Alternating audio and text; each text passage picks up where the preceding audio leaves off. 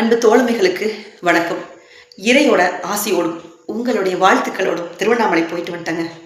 சிவசிவ போகாமல் இருந்திருந்தா உண்மையாலுமே அடுத்த வருடம் தான் இதை பார்க்க முடியும். அதுவும் நமக்கு தெரிஞ்சிருக்காது. என்னதான் நம்ம டிவியில் பார்த்தாலும் அங்கே போய் மகாதேவரை பார்க்குற அந்த சுக ஆனந்தம் இருக்குது இல்லைங்களா? அந்த சுகந்தத்தை எதை கொடுத்தும் வாங்கிட முடியாதுங்க.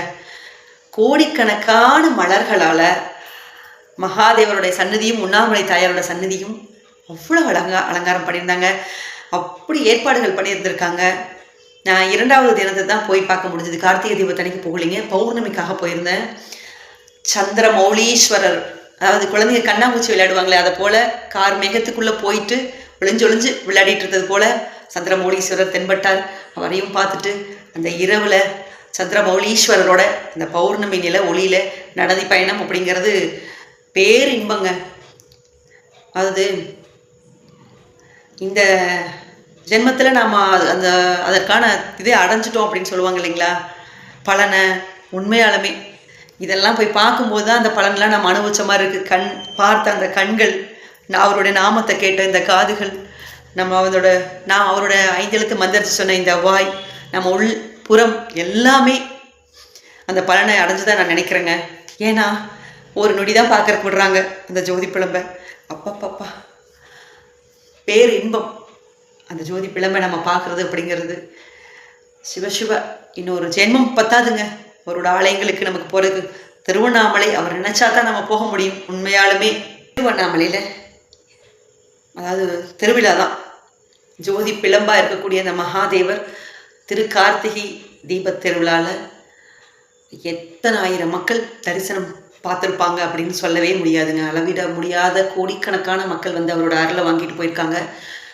2வது, இதெல்லாம் சிறப்பாக நடக்கிறதுக்கு ஏற்பாடு பண்ண அந்த நிர்வாகத்துக்கும் காவல்துறை நண்பர்களுக்கும் கட்டாயம் ஒரு ராயல் சல்யூட் கொடுக்கணுங்க. சூப்பரான ஏற்பாடுகள். கிரிவலம் போகிற அந்த பாதை முழுவதுமே மக்களுக்கு தேவையான உணவு, அதாவது கழிப்பிட வசதிகள் இருமருங்கிலுமே எங்கே போனாலும். அதாவது நம்ம வீட்டில் ஒரு சின்ன ஃபங்க்ஷன்னா கூட நம்ம எவ்வளோ மெனக்கடுறோம் இல்லைங்களா? ஆனால் கோடிக்கணக்கான மக்கள் வந்துட்டு போகிற இந்த இடத்த அந்த கோவில் நிர்வாகமாகட்டும் காவல்துறை அன்பர்களாகட்டும் எப்படி கையாண்டாங்க அப்படின்னு பார்க்கும்போது உங்களுக்கு ராயல் சல்யூட் தாங்க கொடுக்கணும். காவல்துறை அன்பர்கள் மிக சிறப்பாகவும் நேர்த்தியாகவும், அதாவது கிரிவல பாதை, கோவில் வளாகம், நம்ம எங்கெல்லாம் மக்கள் இருக்கிறாங்களோ அத்தனை இடங்களும் மிக நேர்த்தியாக காவல்துறை அன்பர்கள் அவங்கள கையாண்டு எந்த விதமான அசம்பாவிதங்களும் நடக்காமல் சூப்பராக செயல்பட்டாங்க அப்படிங்கிறத சொல்லணும். நீங்கள் திருவண்ணாமலை போயிருந்தீங்கன்னா இதை கட்டாயமாக நீங்கள் உணர்ந்திருப்பீங்க. கிரிவல பாதை முழுவதுமே வந்து மக்களுக்கு தேவையான குடிநீராகட்டும், நம்ம கழிப்பிட வசதியாகட்டும் அத்தனை செஞ்சுருந்துருக்காங்க. அவங்களுடைய முயற்சியில், சீரிய முயற்சியில் சூப்பராக பண்ணிட்டாங்க. ஆனால் மக்கள் கூடுற இடத்துல மக்கள் பண்ணக்கூடிய தவறுன்னு நான் சொல்லவே தேவையில்லை, உங்களுக்கே தெரிஞ்சிருக்கும். ஏங்க இதை நீங்கள் தப்பாக நினைக்க வேண்டாம். ஒவ்வொருத்தருக்கும் ஒவ்வொரு விதமான எண்ணங்கள். நம்ம வீட்டில் இருக்கும்போது 3 நேரம் சாப்பிட்டு தானே இருக்கிறோம். அதுதான் நம்ம பண்ணுறோம். இந்த ஒரு ஜான் வயிற்றுக்கு தானே இத்தனை பாடும். சரி, திருவண்ணாமலை போகிறோம், மகாதேவர் தரிசனம் பண்ண போகிறோம். 14 கிலோமீட்டர் நம்ம கிரிவல பாதையில் பயணம் பண்ண போகிறோம். ஒவ்வொருத்தருடைய உடல் அப்படிங்கிறது, வயசானவங்க மாத்திரை சாப்பிடணும், அவங்களால சாப்பிடாமல் இருக்க முடியாது, ரொம்ப தூரம் நடக்கிறோம் அப்படிங்கிறது வேறங்க. நீங்கள் சாப்பிட்றதுக்காக அங்கே போகிறவங்க சாப்பிட்ட இடத்துலையே அப்படியே போட்டிருக்காங்க. அதை அப்புறப்படுத்தவே இல்லை, அதற்குன்னு உரிய இடத்துல போய் அதை சேர்த்தவே இல்லை. ரொம்ப மனசு வேதனை அடைஞ்சு தண்ணி பாட்டில் குடிச்சிட்டு அப்படியே ரோட்டில் போட்டு போயிட்டாங்க. எத்தனை தாங்க சுத்தம் பண்ணுவாங்க அந்த நிர்வாகம்? ஏங்க நாம கொண்டு போய் அந்த இடத்துல போட்டு அவங்களுக்கு அந்த வேலை இல்லை. எல்லா இடத்துல தான் நம்ம பண்ணுறோம், இங்கே மாத்திரம் இல்லை. பொது இடங்கள், பஸ் ஸ்டாண்ட் ஆகட்டும், ஹாஸ்பிட்டல், ஒரு மீட்டிங் நடக்கக்கூடிய இடம், விழா காலங்கள் நடக்கக்கூடிய அந்த கோவில் திருவிழாக்கள் நடக்கக்கூடிய இடம், பக்தர்கள் நிறைய கூடக்கூடிய இடங்கள், இது எல்லாத்துலேயும் அந்தந்த நிர்வாகம் அவங்களுக்கான ஏற்பாடுகள் பண்ணுறாங்க. அதையும் மீறி நமக்குன்னு பொது அறிவுன்னு இருக்குதா இல்லையாங்க? எனக்கு ரொம்ப வேதனை அளித்த விஷயம், திருவிழா கோலமாக திருவண்ணாமலை இருக்குது, அவ்வளவு நேர்த்தியான ஏற்பாடுகள் பக்தர்களுக்கு பார்த்து பண்ணாங்க. இது கோயில் வளாகத்துக்குள்ளே நடந்ததுங்க. நம்ம கிரிவல பாதையிலையும் அந்த மாதிரி பண்ணியிருந்தாங்க. சாப்பிட்டு அதே இடத்துல போட்டாங்க, அவங்க க்ளீன் பண்ணிகிட்டே இருக்கிறாங்க. இதுக்கெல்லாம் என்ன தெரியுங்களா? இன்னொரு விஷயம், கோயில் வளாகத்தில் பிரசாதம் கொடுத்துருக்காங்க, சாப்பிட்டு அதை அங்கேயே போட்டு போயிட்டாங்க. எத்தனை வசதிகள் செஞ்சுருக்காங்க, எத்தனை இடத்துல அவங்க டஸ்ட்பின் வச்சுருக்குறாங்க தெரியுங்களாங்க? ஏங்க உரிய இடத்துல போடக்கூடாது? அதை நம்ம ஒரு விஷயம் நடக்கணும் அப்படின்னு நம்ம தானே அதுக்கு ரோல் மாடலாக முன்னுதாரணமாக இருந்ததை செய்யணும். நிர்வாகத்தையும் அரசையும் பேசிகிட்டே இருந்தால் என்ன பண்ண முடியும்? எவ்வளோதான் அவங்க பண்ணுவாங்க? சுத்தமாக வச்சுக்க வேண்டியது நம்மளோட கடமை தானே. நம்ம வீட்டில் பண்ணுவோமா?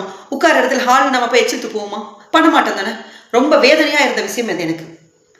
இதுக்கெல்லாம் ஸ்பாட் ஃபைன் போடணுங்க. 500 ரூபாய் நீ ஃபைன் கொடுத்துட்டு அப்படியே டஸ்ட்பின் போடுற இடத்துல போடாமல் இங்கே இருக்கிற இடத்துல போட்டு போயிடுவியா? இதுக்கெல்லாம் முடிவு என்ன? உண்மையாலுமே ஃபைன் போடணுங்க.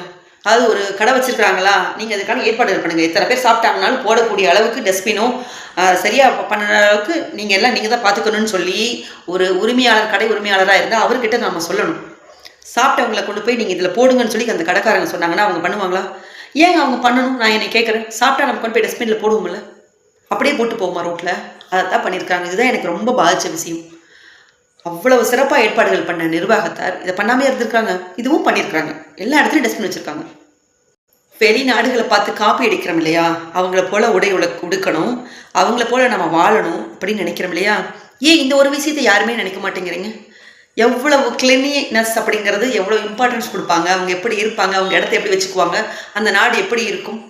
ஏன் இதை காப்பி அடிக்க மாட்டேங்கிறீங்க? ஏன்னா அதனால் நம்ம செயல்படுத்த முடியாது இல்லையா? கஷ்டம், ரொம்ப கஷ்டம். சாப்பிட்டதை கொண்டு போய் உரிய இடத்துல போடுறது அப்படிங்கிறது முடியாது. நம்ம இருக்கிற இடத்த சுத்தமாக வச்சுக்க முடியாது. ஆனால் ஃபாரின் கல்ச்சரை மட்டும் நம்ம ஃபாலோ பண்ணணும். இதை ஃபாலோ பண்ணுங்களேன். என்னடா கோவத்தோடு இப்படி பேசுகிறேன்னு நினைக்காதீங்க. எனக்கு உண்மையாலுமே பாதிச்சிச்சு என்னோட மனசை. அதனால சொல்கிறேன், எல்லாரும் உணர்ந்துருப்பாங்க. யார் பூனைக்கு மணி கட்டுறது அப்படின்ட்டு இருந்தால் என்ன பண்ண முடியும்? இதை பார்த்து இருந்தீங்கன்னா கண்டிப்பாக இந்த பதிவை நீங்கள் பகிருங்க.